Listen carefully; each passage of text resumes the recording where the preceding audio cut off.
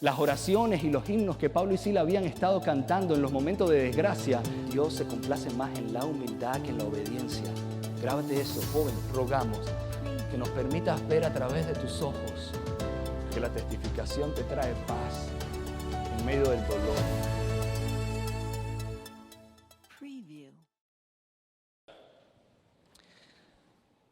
Querido Señor, en esta mañana venimos una vez más confiados, Señor, de que tú hablarás a nuestro corazón. Ha sido una semana difícil para algunos hermanos de nuestra iglesia. Ha sido tiempo difícil, Señor. Ayúdanos a recordar que tus promesas siempre se cumplen en la vida de tus hijos, Padre. Por eso te ruego que en esta mañana tu Espíritu Santo pueda tocar nuestros corazones y nos ayudes, Señor, a seguir confiando en ti. Bendícenos al abrir tu palabra, Señor. Te lo pido y te lo ruego.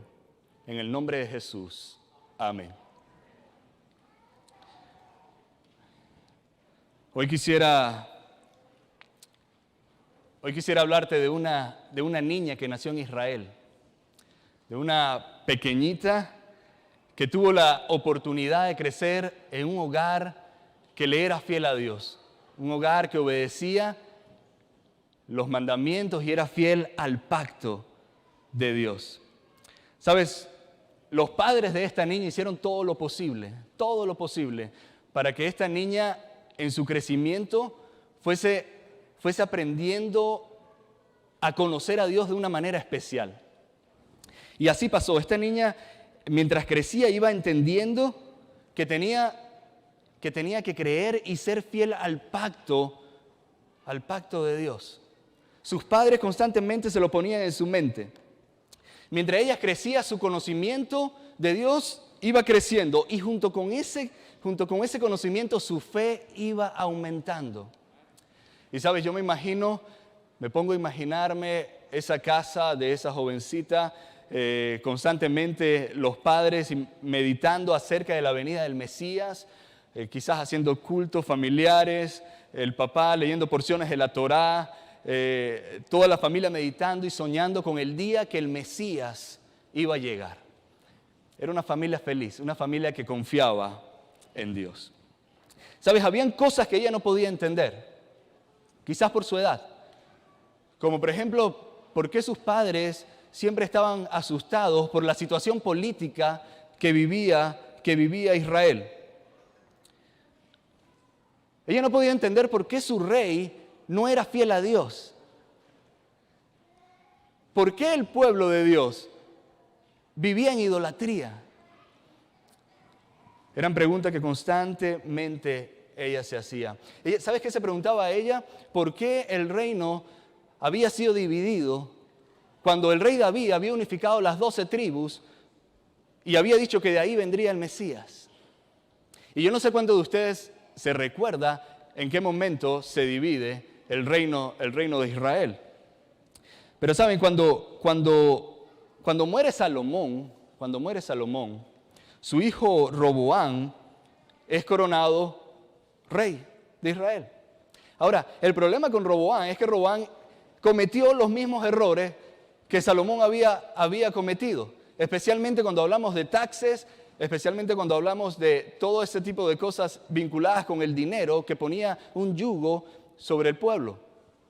Así que las tribus del norte, que eran la mayoría, no estaban de acuerdo con Roboam. Y bajo el liderazgo de un hombre llamado Jeroboam, simplemente decidieron separarse. Y ahora el reino que David había unificado, donde Dios había dicho que venía el Mesías, ahora es dividido en dos. El reino del norte, llamado Israel, y el reino del sur, llamado Judea. ¿Sabes? Los reyes, que reinaron tanto en el reino del norte, Israel, como los que reinaron en el reino de Judá, tenían una misión. La misión de ellos era que la gente adorara a Dios y únicamente a Dios. Tenían la misión de sacar toda la idolatría que estaba en sus pueblos. y que la gente fuera fiel al pacto. Era todo lo que un rey tenía que hacer. Ahora, de los 20 reyes que pasaron por el reino de Judá, es decir, por el reino del sur, solamente 8 reyes, de los 20 reyes, solamente 8 hicieron lo correcto delante de los ojos de Dios. Sacaron la idolatría, se comportaron correctamente. Los otros 12 reyes no lo hicieron. No solamente permitieron que el paganismo entrara, que la idolatría entrara, sino que ellos la apoyaban. Ahora, en el reino del norte, es decir, el reino de Israel, de los 20 reyes que pasaron por allí antes de irse al exilio, ninguno hizo lo bueno ante los ojos de Dios. Ninguno. Uno era peor que el otro. Ahora, en este reino del norte nace esta jovencita de la que te estoy hablando. Ella crece en un reino donde la mayoría de las personas no son fieles a Dios. Ella crece en un reino donde la mayoría de las personas adoran a dioses paganos. Y ella no entiende cómo se podían llamar pueblo de Dios si estaban en idolatría. Ella no entiende cómo, si eran el pueblo de Dios, incluso estaban empezando a sacrificar niños como las otras naciones. ¿Sabes? Pero esta niña era diferente. Su familia era totalmente diferente. Habían hecho todo lo posible por seguir fiel a Dios. Esta jovencita había hecho todo lo posible por seguir fiel a Dios. Sus padres habían hecho todo lo posible por seguir fiel a Dios. No importaba lo que eso costara. No importaba las burlas, no importaba el peligro que se corría. Ellos decidieron ser fiel. Ella decidió ser fiel al Dios de sus padres, al Dios de Abraham. ¿Sabes? En medio de la anarquía que vivía el reino del norte, en medio de todo lo que estaba pasando allí, Dios mandaba hombres que se encargaran de decirle al pueblo y que se encargaran de decirle al rey que estuviese en ese momento cuál era su pecado y cuál iba a ser las consecuencias de su pecado si ellos no se volteaban o volteaban su rostro a Dios una vez más. Y estos hombres eran los profetas. Ahora, ellos tenían que hablar constantemente en contra de la idolatría. Ellos tenían que hablar constantemente en contra de la injusticia. Y en el reino del norte, específicamente, de los profetas que pasaron por allí, hubo dos reyes, dos profetas que fueron bien mencionados y fueron bien conocidos. Uno de ellos fue Elías y el otro de ellos ¿fue quién? Fue Eliseo. Esta jovencita que vivía aquí en el Rey del Norte había escuchado perfectamente todas las historias de Elías. Ella conocía lo que el profeta era capaz de hacer.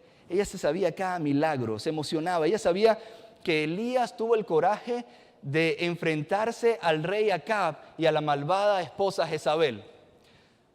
Esta jovencita se emocionaba cuando se enteraba, cuando sabía o cuando se enteró que Elías retó a los profetas de Baal para que hicieran un altar, pusieran ahí la ofrenda y para ver si su Dios podía hacer algo. Algo que nunca ocurrió. Pero en el momento que Elías oró a Dios, ¿qué pasó? El altar que Elías había hecho, todo se quemó. Fuego del cielo vino, se quemó todo, hasta el agua se consumió. La jovencita sabía que Elías había sido llevado en un carruaje de fuego al cielo y que el manto de profeta se lo había dado a Eliseo. Esta joven le gustaba saber que había alguien que llegaba y le decía al rey lo que tenía que saber.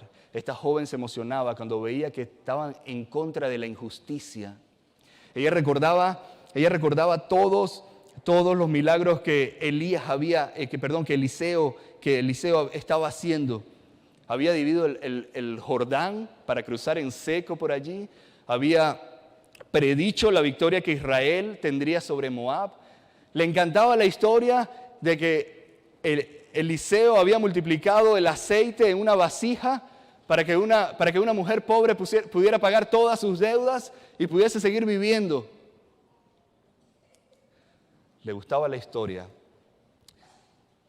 de Eliseo haciendo el milagro para que una mujer que no podía tener hijos lo tuviese.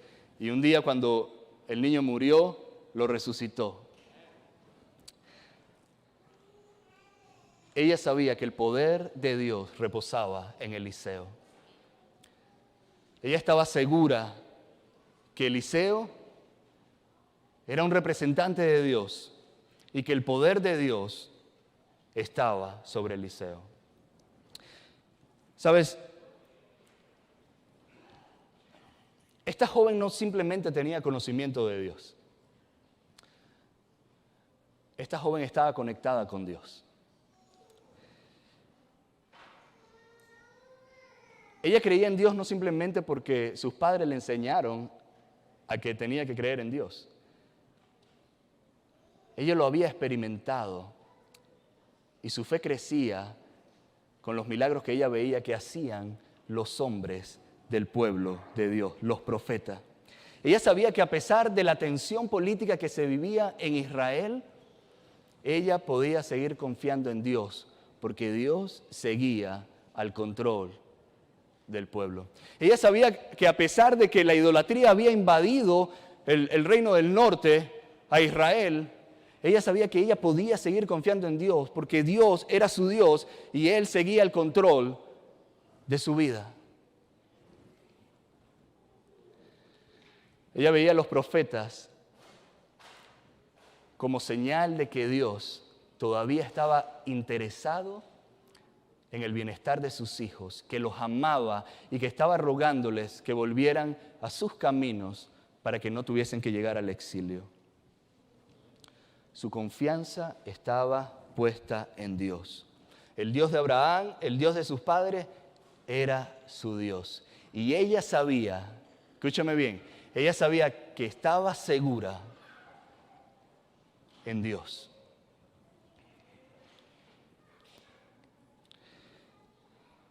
Pero un día las cosas cambiaron. Un día estando en la frontera del norte de Israel, probablemente con sus padres, bandas depredadoras, tropas de maleantes provenientes de Siria, llegaron al lugar y la tomaron. ¿Sabes? Las bandas y las tropas de maleantes eran muy comunes en ese tiempo. Si usted lee 1 de Samuel, el capítulo 30, se va a dar cuenta que el rey David peleó contra esas bandas y contra esas tropas.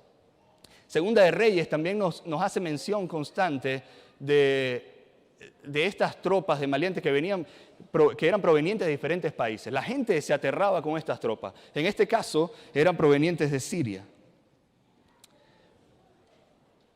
Estas tropas, o esta tropa proveniente de Siria, tomó a esta jovencita y la robó. Nosotros no sabemos si los padres fueron asesinados o simplemente esta gente llegó, robó a la jovencita y los padres tuvieron que ver cómo se separaban y quedaron vivos. No lo sabemos, no lo sabemos. Lo que sabemos es que esta joven cuya confianza estaba puesta en Dios fue apresada y alejada de las personas que ella más amaba, de sus padres, de su familia. No había nada que se pudiese hacer, absolutamente nada. No importaba cuántos gritos de auxilio, no importaba la desesperación, no importaba cuánta súplica, no importaba cuánta oración, nada se podía hacer. Nunca volvería a ver a sus padres. Las cosas habían cambiado para siempre. Ya nada sería igual, nada sería igual.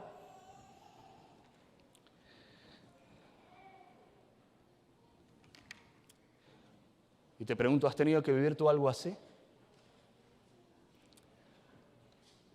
¿O estás viviendo tú algo así? Esos momentos cuando la vida se te viene encima y que no sabes qué vas a hacer. No importa cuán tan fiel le fuiste a Dios, las cosas se tornaron en tu contra y ya no hay nada que puedas hacer. Nada será como antes. Nunca más. No importa cuánta oración, cuánta súplica, ya lo que está hecho está. Y nunca nada volverá a ser igual. Esta es la historia de esta jovencita. No importa cuánta confianza tenía en Dios, su vida cambió de un momento a otro y ya nada se podía hacer. Y ahora esta jovencita llega a Siria y es vendida como esclava, como sirvienta.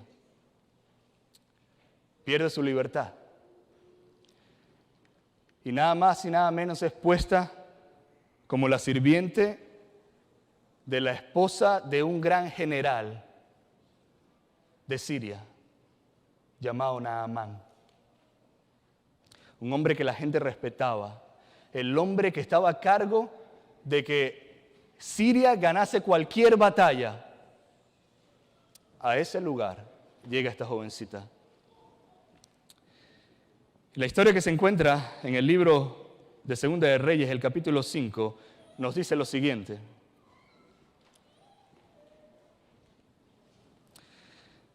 El versículo 1 dice que Naamán, jefe del ejército del rey de Siria, era un hombre de mucho prestigio y gozaba del favor de su rey, porque por medio de él el Señor le había dado victorias a su país. Era un soldado valiente, pero estaba enfermo de lepra. Este hombre no era cualquier hombre, ¿sabes? No era un simple soldado. Era el hombre que se había encargado de darle la victoria al pueblo sirio. Si había alguien que ayudó al pueblo sirio en un tiempo después a que se convirtiera en la gran nación que fue Naamán, un hombre inteligente. La Escritura nos dice que el rey tenía el favor del rey, porque el rey sabía que él era el que impulsaba todo el reino. Se podría decir que era el segundo al mando. Pero estaba enfermo de lepra. Estaba enfermo de lepra. Ahora la Escritura nos dice en el versículo 2, nos dice que en cierta ocasión los sirios que habían salido a merodear capturaron a una muchacha israelita y la hicieron criada de la esposa de Naamán. Pero quiero que te enfoques ahora en el versículo 3.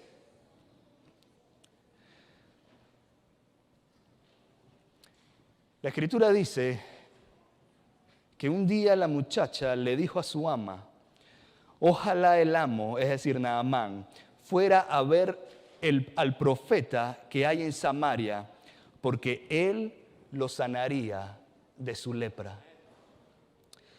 Escúchame bien, esta joven que confiaba en Dios, esta joven que había puesto su vida desde pequeñita en las manos de Dios, porque fue lo que sus padres le enseñaron, ahora había perdido su libertad, ahora no podía ver más a su familia, su vida había cambiado por completo, pero la Escritura nos dice que estando allí como esclava de este general, de la esposa de este general, ella ve el sufrimiento de este hombre y no se queda callada, sino le dice: hey, si Naamán, si su esposo, si mi amo supiese o fuese a donde está el profeta que sirve a mi Dios, entonces él lo podría sanar. Yo quiero compartir contigo una enseñanza clave que nos deja este versículo. Una enseñanza que tiene que quedar grabada en nuestro corazón, especialmente en el tiempo que nos está tocando vivir. Cuando realmente conoces a Dios, le sirves incluso cuando no entiendes sus designios. Grábate eso en la mente. Cuando realmente conoces a Dios, le sirves incluso cuando no entiendes las circunstancias que te tocaron vivir. Yo te pregunto, ¿quién era el profeta del que esta jovencita estaba hablando? ¿Quién era el profeta? Era Eliseo. ¿A quién representaba Eliseo? Eliseo representaba a Dios. Los profetas representaban a Dios. Todo lo que hacía un profeta era porque Dios lo permitía. Era porque Dios lo hacía a través de ellos. Si el profeta hacía un milagro como el que había hecho Eliseo, era porque Dios lo había hecho a través de Eliseo. Las palabras de amonestación que salían de los profetas, hablándole a los reyes y al pueblo, era simplemente la voz de Dios a través de los profetas. Era lo que Dios le estaba diciendo al pueblo. Y ahora esta joven que vive como esclava, que ya no tiene libertad, que no volvería a ver a sus padres, a su familia, a su gente, no se encierra en su dolor. Esta joven no se encierra en las circunstancias difíciles que le toca vivir. No piense y dice, bueno, si el Dios al que yo serví o el Dios al que yo sirvo no pudo prevenir de lo que me pasó, si no pudo hacer nada para evitar lo que yo estoy viviendo, entonces ¿por qué yo voy a testificar de Él? Entonces ¿por qué yo le voy a decir a alguien que confíe en Él? Pero ¿sabes qué pasa? ¿Sabes qué pasa? Que cuando conoces a Dios, cuando realmente conoces a Dios, le sirves incluso cuando no entiendes las circunstancias que te tocaron vivir. No lo controlas, no es algo que puedes controlar, es algo que está en ti. Y ahora esta joven que está en medio de su dolor, que perdió su libertad, apenas ve la oportunidad, apenas ve que la familia está sufriendo, porque Naamán iba a morir, ve a su ama que estaba sufriendo, le dice, hey, si Naamán confiase, si él confiara en el profeta del Dios al que yo sirvo, Él lo sanaría.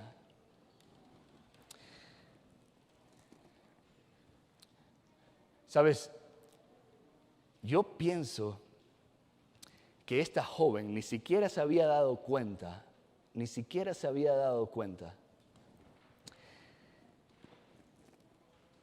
que la tarea que Dios le había encomendado a los reyes de Israel, que la tarea que Dios le había encomendado al pueblo de Dios, de testificar a las otras naciones, con su experiencia, con su vida, era lo que ella estaba haciendo, nada más y nada menos que en la casa del segundo hombre más poderoso y más importante de Siria. ¿Sabes?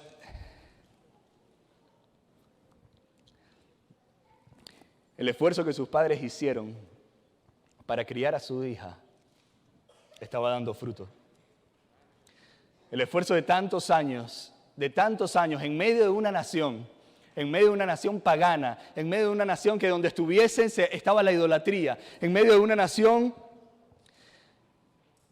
que estaba hasta sacrificando niños, habían llegado hasta ese punto, el esfuerzo de los padres de enseñarle a su hija a conocer a Dios de una manera diferente, de que su hija se pudiese conectar con Dios, estaba dando frutos. Quizás no era como ellos habían planeado. Quizás no era lo que ellos habían soñado. Pero querido hermano, la mayoría de las veces los sueños y los planes de Dios para nosotros y para nuestros hijos no son nuestros planes y nuestros sueños. Y si hay algo que tú tienes que guardar en tu corazón para no sufrir en el futuro es eso. Si tú eres fiel a Dios, lo más seguro es que Dios cambie tus planes. Y a veces los planes de Dios al comienzo no gustan, al comienzo te hacen sufrir, al comienzo te hacen llorar. Pero al final te das cuenta que Dios está al control de la vida de sus hijos.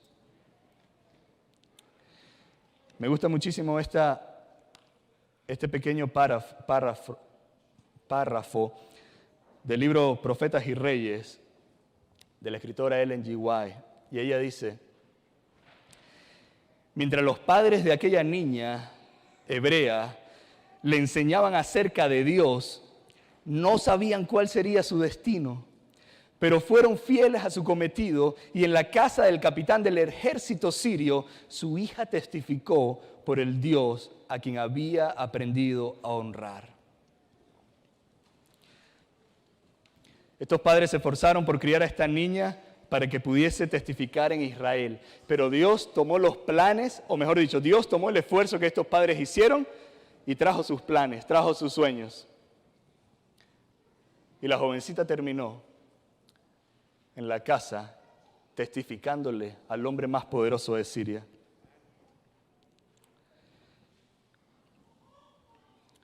¿Te has preguntado tú en algún momento qué planes tiene Dios para tus hijos? ¿Te lo has preguntado? Estoy seguro que aún los que tienen los muchachos grandes se lo siguen preguntando. ¿Qué planes tiene Dios para mis hijos? Yo me lo pregunto a cada momento. A cada momento me lo pregunto. ¿Qué planes tiene Dios para mis hijas? Y mi mente empieza a volar.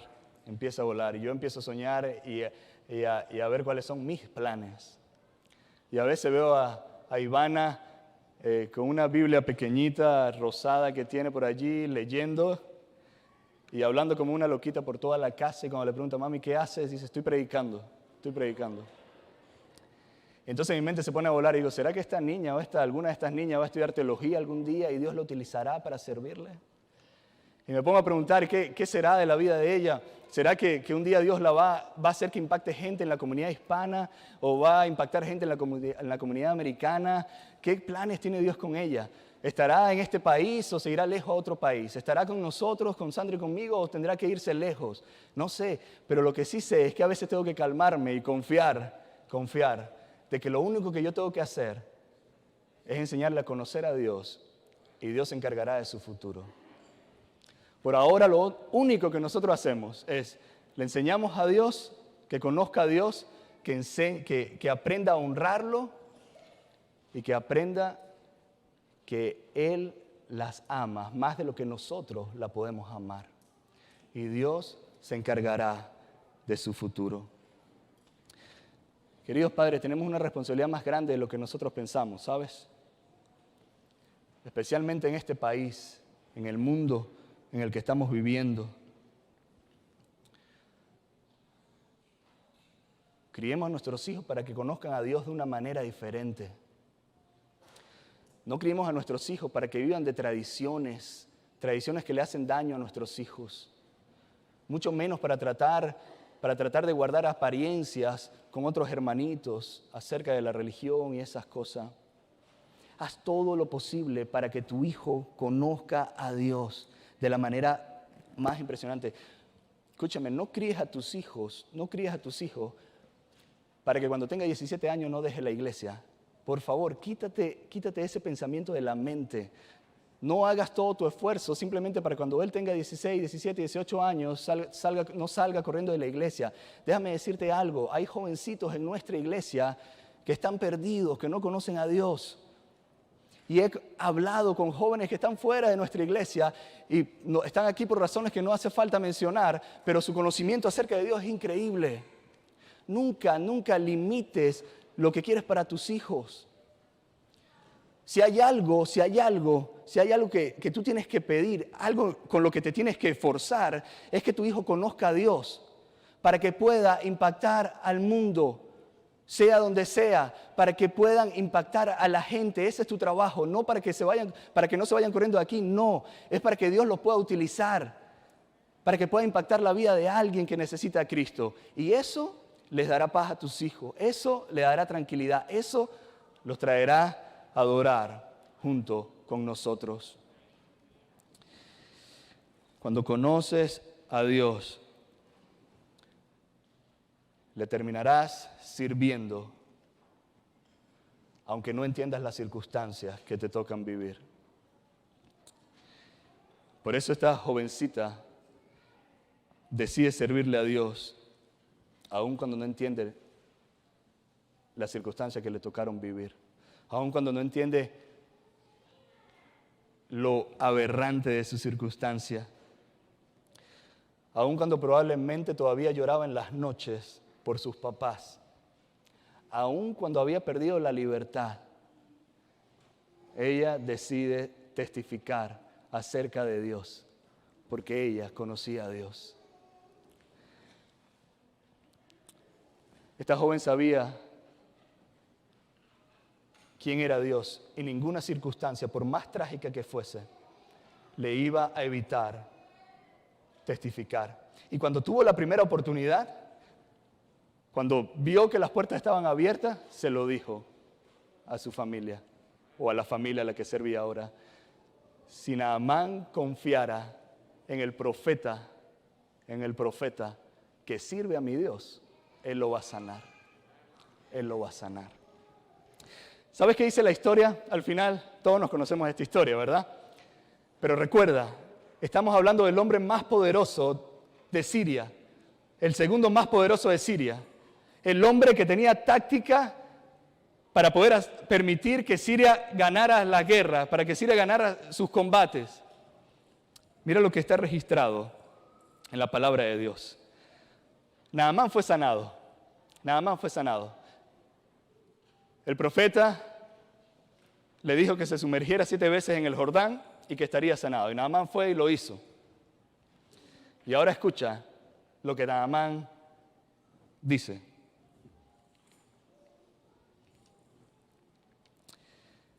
Capítulo 5, versículo 15, dice: Luego Naamán volvió con todos sus acompañantes y presentándose ante el hombre de Dios, le dijo: Ahora reconozco que no hay Dios en todo el mundo, sino en Israel. Lo que esta jovencita había hecho, no lo había podido hacer ningún rey, no lo había podido hacer ninguna persona espiritual que vivía en el pueblo de Israel. Lo que habían hecho los padres con esta jovencita, lo que esta jovencita se había permitido hacer por su confianza en Dios, fue nada más y nada menos que llevar a este hombre al conocimiento de quién era Dios. Y no solamente lo lleva al conocimiento de quién era Dios, lo lleva a la acción. Mira lo que dice más adelante, el versículo 17. Dice, está hablando Naamán y dice: Permítame usted llevarme 2 cargas de esta tierra, le dice a Eliseo, ya que de aquí en adelante su servidor no va a ofrecerle holocausto ni sacrificios a ningún otro Dios, sino solo al Señor. Y cuando mi señor el rey vaya a adorar en el templo de Rimón y se apoye de mi brazo y yo me veo obligado a inclinarme allí, desde ahora ruego al Señor que me perdone por inclinarme en ese templo. ¿Te imaginas el poder del testimonio de esta jovencita que hace que este hombre no solamente vaya al conocimiento de quién es Dios, sino también vaya a la acción? El mismo general Naamán había conocido que el Dios de Israel era el verdadero Dios. Lo que el pueblo no había podido hacer, lo que los reyes no habían podido hacer, lo hizo esta jovencita valiente. ¿Quién lo hizo? Lo hizo esta jovencita valiente porque confiaba en su Dios. Quizás hoy te toca ser valiente a ti, ¿sabes? Quizás nadie se ha dado cuenta de lo valiente que tú has tenido que ser en este último tiempo. Nadie se lo imagina. ¿Sabes? A esta jovencita valiente que testificó y que transformó al hombre más, o el segundo hombre más poderoso de Siria, ni siquiera se le registró el nombre. Se le conoce como la esclava, como la sirviente. La gente habla de Ruth, la gente habla de Sara, la gente habla de Esther, pero a esta jovencita valiente ni siquiera se le registró el nombre. Pero Dios la conocía. Dios la conocía y ella conocía a su Dios. Y por eso, a pesar de las circunstancias que tuvo que vivir, no se encerró en su dolor, sino siguió testificando. Porque la testificación te trae paz en medio del dolor. La testificación, decir quién es el Dios al que sirves, te trae consuelo, aun cuando tu alma puede estar más destruida de lo que la gente puede ver. Querido hermano, a veces las cosas que nos tocan vivir son impensables, ¿sabes? Son inimaginables. Cada quien lleva su carga. Una carga que muchos no podemos ver. Y puede ser que te preguntes en esta mañana por qué Dios lo permite. ¿Por qué Dios lo permitió? Dios no hace lo malo, pero ¿por qué no evitó que lo hiciera si yo siempre he sido fiel a Él? Y quisiera en esta mañana, como tu pastor, decirte por qué. Pero yo tampoco lo sé. Pero lo que sí te puedo asegurar, 100% con todo mi corazón, es que Dios camina al lado del que sufre y sufre con Él. Cuando tú conoces a Dios, no importa las circunstancias que te tocaron vivir, no importa qué tan trágico, no importa qué tan pesado, qué tan aberrante, qué tan difícil es lo que tienes que cargar en tus hombros. Cuando tú conoces a Dios, no puedes parar de testificar acerca de Él. Y la testificación te trae paz. Hablar de Dios te trae tranquilidad. Restaura tu alma de una manera que jamás te lo hubieses imaginado. Este año, estos últimos meses han sido difíciles para nuestra iglesia, para nuestro mundo. ¿Cuánta gente ha sufrido? ¿Cuánta gente está sufriendo ahora? Hace poco perdimos a la esposa del pastor del León. Hace unos días, la hermana María Flores perdió a su hijo. ¿Y cuántas cosas más están ocurriendo que no se mencionan?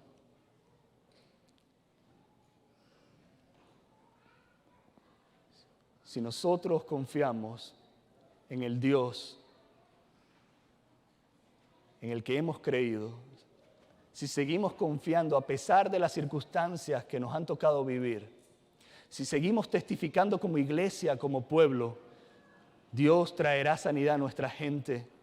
Dios traerá corazones restaurados. Dios restaurará a nuestros jóvenes. Hará las cosas que nosotros no nos podemos imaginar. Pero necesitamos seguir testificando. Necesitamos seguir confiando que el Dios en el que creemos, el Dios en el que nuestros padres creyeron, el Dios en el que hemos oído desde pequeños, podrá terminar su obra, porque Él es Dios. Y aunque no entendamos las circunstancias, por más difíciles que sean, Él sigue caminando con nosotros. Porque Dios está al control de la vida de sus hijos. Dios está al control de la vida de sus hijos. Lo quiera saber alguien o no lo crea la gente de afuera, que Dios sigue al control de tu vida. No importa por las circunstancias que estás pasando. Yo quiero orar por ti. Quiero orar por esta iglesia. Pero antes quiero que te vayas con este pensamiento en tu mente. Y quiero que puedas meditar en él hoy en la tarde, mientras comes con tu familia, con tus hijos. Pero quiero que se grabe en tu mente. No importa qué tan difícil sea mi situación, mi paz la encuentro en servir a Dios. Y sirvo a Dios cuando impacto otra vida. No sé cómo vas a impactar otra vida. Cada quien a su manera. Yo a mi manera, tú a tu manera. Pero vive impactando la vida de alguien. Hay gente que necesita escuchar urgente acerca de Dios. ¿Tú sufres? ¿Estás sufriendo? Tú tienes a Dios de tu lado. Pero hay gente allá afuera que está sufriendo y no conoce la esperanza de un Salvador. Vamos a orar, vamos a orar. Querido Padre, gracias, Señor, porque siempre que abrimos tu palabra encontramos paz, Señor. Y en esta mañana quisiéramos ser tan fieles, Señor, quisiéramos ser tan valientes como lo fue esta jovencita, que ni siquiera podemos saber su nombre. Quisiéramos que a pesar de las circunstancias que nos tocó vivir, que nos está tocando vivir, Señor, poder seguir testificando de ti. Quisiéramos, Señor, que nuestro corazón, esa llama que siempre ha estado encendida, que cuando te conocimos se encendió y que hemos hecho todo por ti, Señor, nunca se apague, Señor, aunque estemos viviendo momentos difíciles. Querido Señor, nos puedes dar tu Espíritu Santo, Padre, para que podamos entender que al testificar, Señor, al decirle a otros quién eres tú, nuestro corazón se llenará de paz. Y aunque no podamos entender las cosas que tenemos que vivir, viviremos en paz, sabiendo que no necesitamos saberlo, porque vivimos por fe, sabiendo que tú tienes nuestra vida bajo control. Yo sé que el futuro, Señor, el tiempo nos dará la razón, pero mientras tanto, mientras no pasa el tiempo, mientras no podemos saber lo que viene, llena nuestro corazón de fe, de paz, de tranquilidad, Señor. No permitas que nuestro ánimo decaiga.